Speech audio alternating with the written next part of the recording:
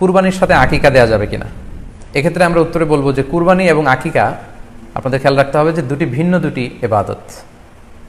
প্রথম কথা হচ্ছে ইবাদত ভিন্ন দুটি ইবাদত। কারণ কুরবানি এটা বছরের একটা নির্ধারিত সময়, জিলহজের 10 তারিখে, এবং তারপরে আরো 2 দিন বা 3 দিন, এই সময়গুলোতে আপনি কুরবানি করতে পারবেন। তাহলে এটা হজের মৌসুমে জিলহজ মাসে করতে হয় কুরবানি। কিন্তু আকিকা কিন্তু এরকম না।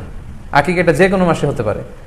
আকিকাটা হচ্ছে নবজাতক সন্তানের ভূমিষ্ঠ হওয়ার পরে শুকরিয়া স্বরূপ আল্লাহর কাছে যে কুরবানিটা করতে হয় সেটাকে আমরা বলি আকিকা। হাদিসে এসেছে আকিকা। তো সেটা হচ্ছে সন্তান কখন ভূমিষ্ঠ হলো সেটার উপর নির্ভর করে। কারো সন্তান রমাদানে হতে পারে, কারো সন্তান জিলহজ মাসে হতে পারে, শাওয়ালে হতে পারে, রজাবে হতে পারে। বাচ্চা যেদিন জন্মগ্রহণ করবে সন্তান ভূমিষ্ঠ হওয়ার 7 দিন পরে।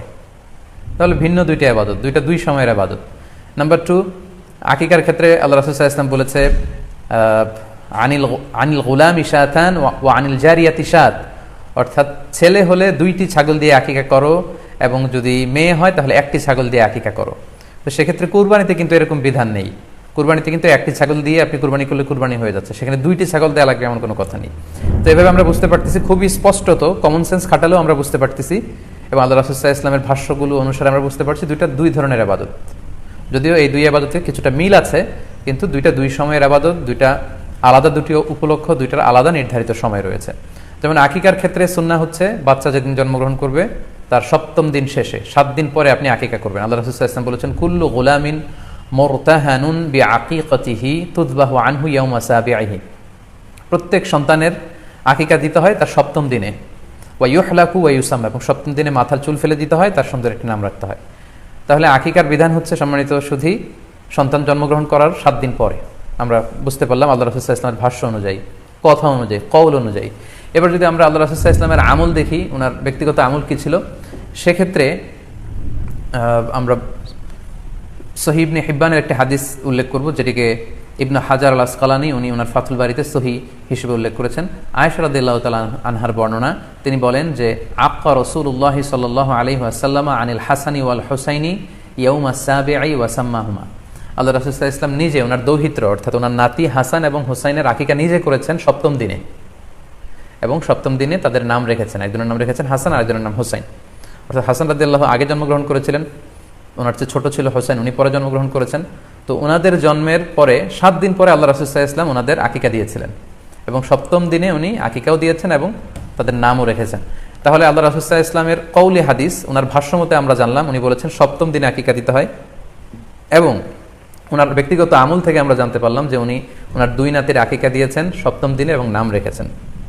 তাহলে এ থেকে আমরা সুস্পষ্ট বুঝতে পারি যে আকিকা দিতে হয় সন্তান জন্মগ্রহণ করার 7 দিন পর, 7ম দিনে। যদিও তবারানিতে আরেকটি হাদিস এসেছে যেখানে বলা হয়েছে যে আকিকা 7ম দিনেও দেওয়া যায়, 14তম দিনে দেওয়া যায়, 21তম দিনে দেওয়া যায়। যদি 7ম দিনে কেউ দিতে না পারে কোনো কারণে তাহলে 14তম দিন, না পারলে 21তম দিন।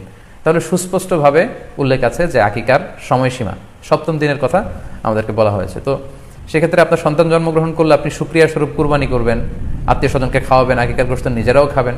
তো এটা যদি আপনি কুরবানির জন্য রেখে দেন তাহলে তো সন্তান দুনিয়াতে আসার এই আনন্দটা থাকে না। একজন যখন সন্তান পায় সে কেমন যেন আকাশের চাঁদ হাতে পায়। তো তখন তার 7 দিনের মধ্যে যে আনন্দটা থাকে, ওই দিন তার নাম রাখা হবে, আত্মীয় স্বজনরা আসবে, বাচ্চাকে দেখবে, দোয়া করবে, তখন আকিকা করে গোশত নিজে খাবেন, আত্মীয়দের খাওয়াবেন, পাড়া প্রতিবেশীদেরকে দিবেন। এটা হচ্ছে সন্তান ভূমিষ্ঠ হওয়ার উপলক্ষকে কেন্দ্র করে এই আকিকা। সো এটাকে কুরবানির সাথে মিক্স আপ করার কোনোই প্রয়োজন নেই, এবং এক্ষেত্রে সুস্পষ্ট গাইডলাইন হচ্ছে যে 7ম দিনে আকিকাটা দিতে হয়। সো আমরা যেন 7ম দিনে আকিকাটা দেই। তবে হ্যাঁ, এখন প্রশ্ন হচ্ছে 7ম দিনে কেউ দিতে পারেননি, 14তম দিনেও দিতে পারেননি, 21তম দিনেও দিতে পারেননি, হাতে টাকা ছিল না, সামহাও কোনো কারণে মিস করেছেন, তখন আপনি যখন সুযোগ হয় তখন করে দেন। ওই প্রেক্ষাপটে আপনি যদি কুরবানির সময়ও আকিকা দিয়ে দিতে চান, এটা আদায় হয়ে যাবে ইনশাল্লাহ। আশা করা যায় আদায় হয়ে যাবে, এবং এটা জায়েজ আছে। তবে এটা সুন্নাহ নয়। সুন্নাহ হচ্ছে 7ম দিনে আকিকা দেওয়া।